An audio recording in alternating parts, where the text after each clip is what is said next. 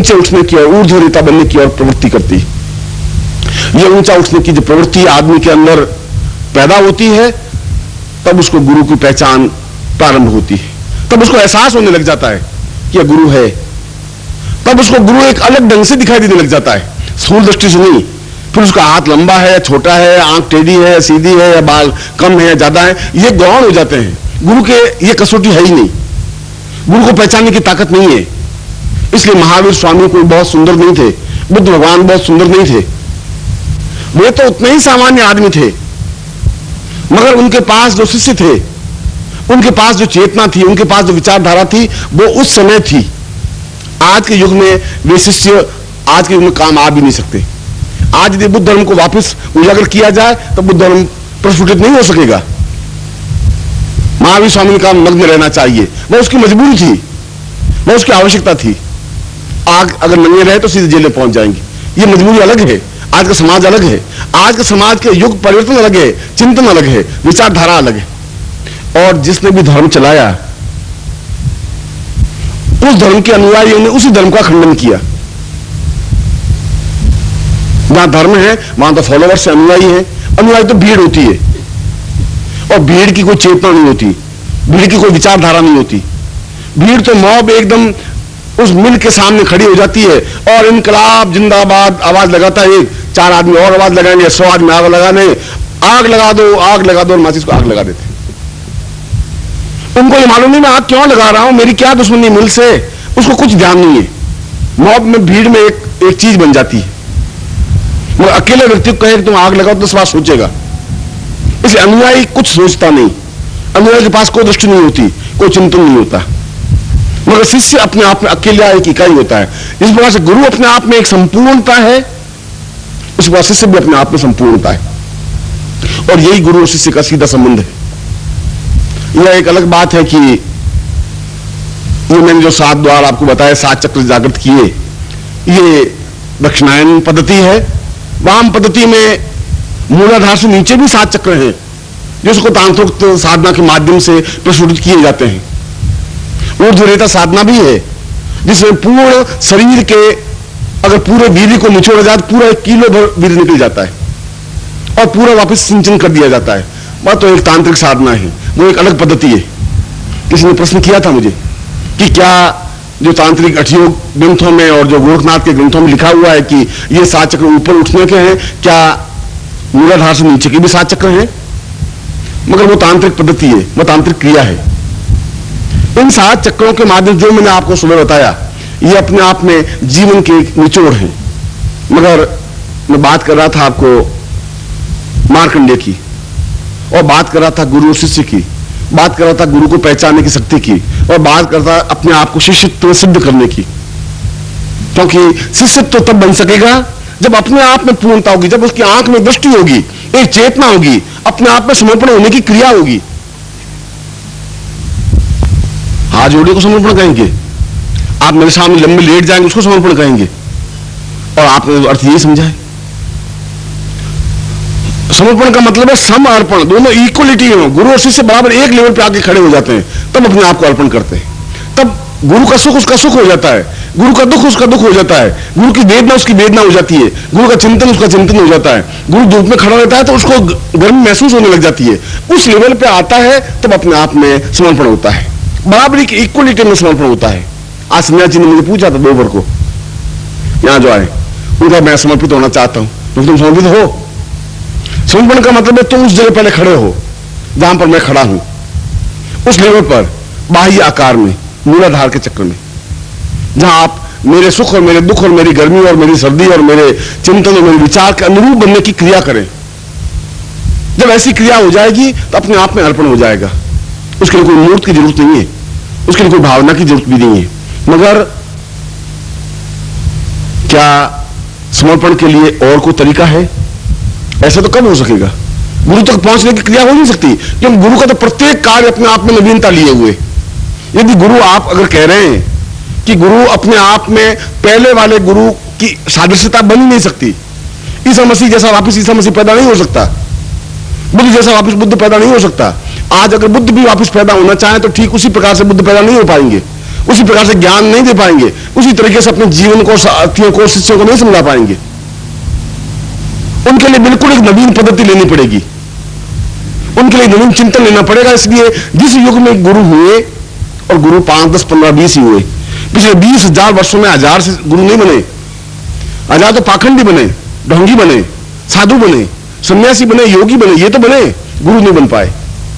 गुरु तो शंकराचार्य बने, जिनका एक अलग पद्धति रही, अलग चिंतन रहा।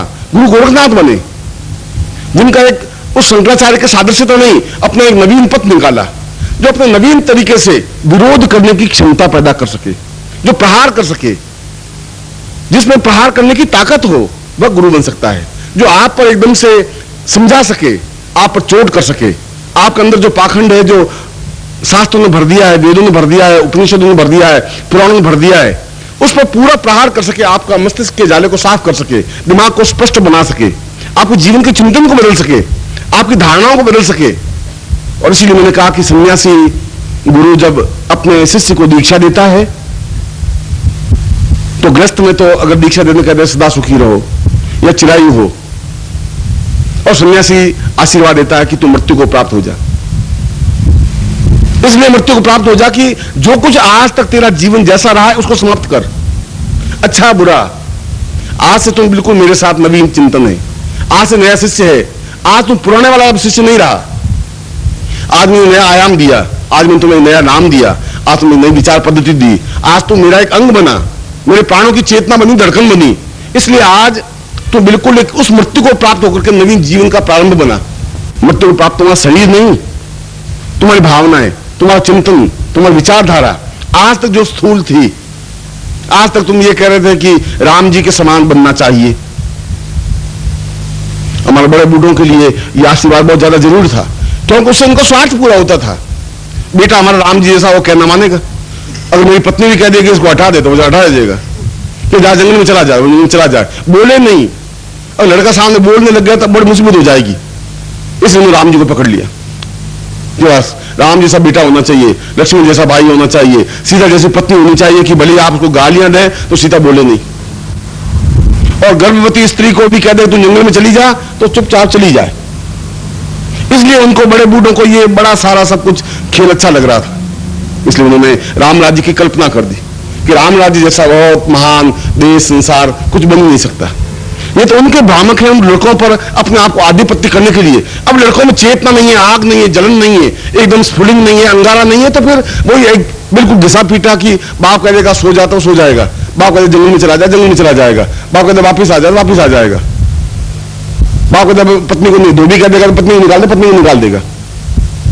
ऐसा जीवन नहीं चल सकता। ऐसा जीवन तो वहां से शुरू हुआ, अगर राम राज्य से या त्रेता युग शुरू हुआ, आज तक हम इतने कायर बुजदिल लोग 1000 बार गुलाम बने, सैकड़ों बार गुलामी की जिंदगी में जकड़े गए। इसलिए हमारे पास चेतना नहीं रही। हमने जबरदस्ती अपने बेटों को राम जैसा बना दिया। राम अपने आप में पुरुष थे, उनके हजारों करोड़ों गुण थे। वो दशरथ का गुण एक अपने आप में अजीब था, वो मेरे गले में उतर पाया और मेरे समझ में नहीं आया।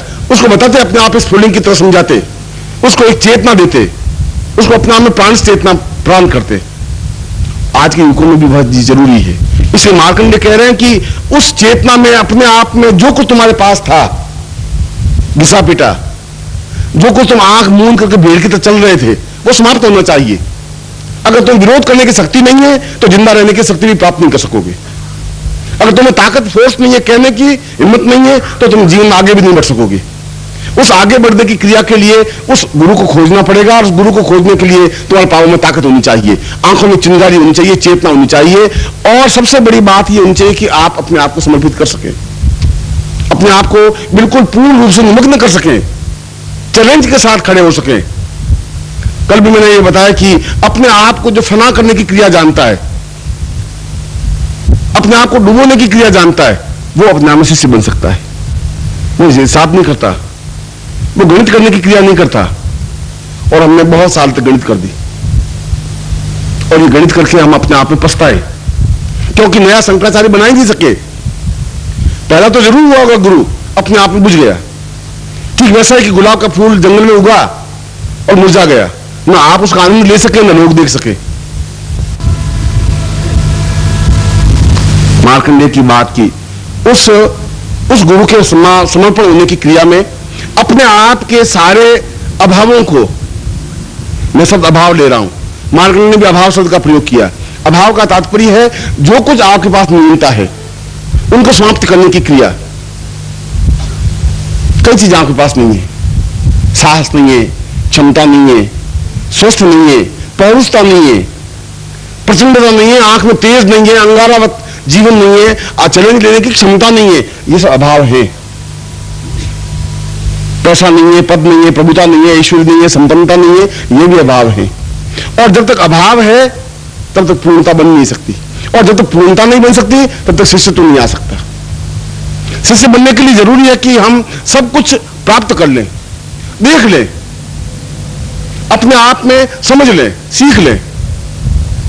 जब शादी नहीं करते तो मुझे बड़ा भाव रहता है कि शादी करते हुए तो साला बहुत अच्छा रहता है, वो पड़ोसी कितना सुखी है, वो कितना सुखी है, साला शादी नहीं की। अब शादी करने के बाद समझ में आ जाता है कि हम कहां उलझे, मगर एक कसक रहती है।